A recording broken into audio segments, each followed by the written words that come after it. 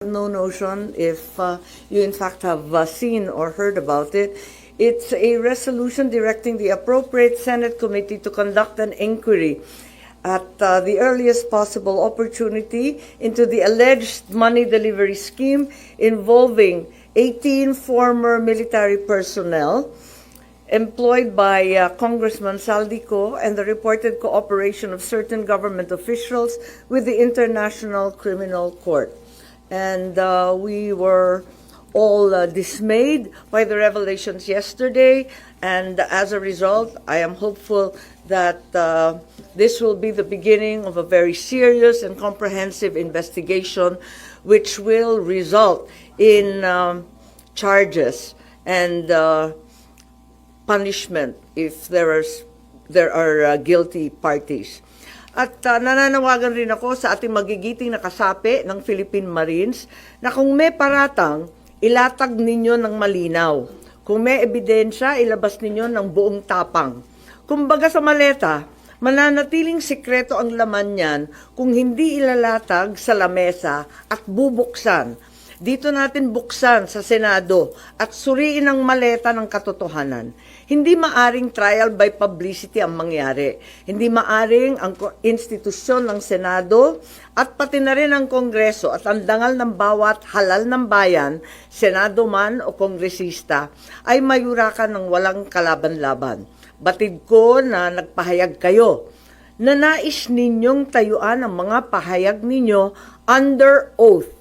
Yan din ang aking inaasahan at susubaybayan. Tama ang hakbang na yan upang maging opisyal ang lahat.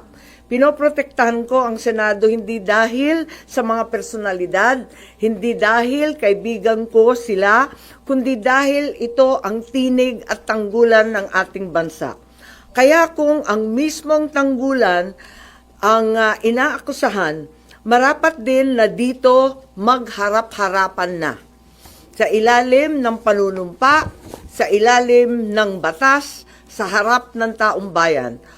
Huwag tayong masiyahan sa likod lamang ng isang press conference. Kung kayo'y tunay na naglilingkod sa katotohanan, magharapan tayo dito sa Senado. Ang Senado ay hindi tatakbo o tatalikod, lalo na kung may nadawit na hindi dapat. Sa aking mga kasama na senador, ito rin ang pagkakataon para linisin ang inyong pangalan at itindig ang dangal ng institusyon. Maraming salamat po. Andito naman po yung affidavit. Siguro nakita naman ninyo yung joint affidavit na mahaba na ginawa ng ating mga Marines kahapon. Ang balita ito ang karugtong ni Sergeant Gutesa at may susunod pang 12, isang dosena pang Marines na lalabas. Meron ring sasabihin. Tungkol dito, duty rin kay Congressman Saldico dati.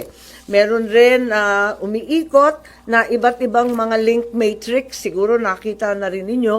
At ang talagang binibigyan ng pansin nito at dinidiin ay yung mga mastermind. Sapagkat alam naman natin lahat na hanggang ngayon, ang tinutumbok pa lamang ay yung mga small fry ika nga, yung mga dilis, yung mga maliliit at maliliit na kasangkot. Malaki man ang halaga, hindi sila yung mga tunay na mastermind. Tumbukin na ang mga mastermind at katulong natin ang ating magigiting na mga Marines. Yun lang po. Maraming salamat.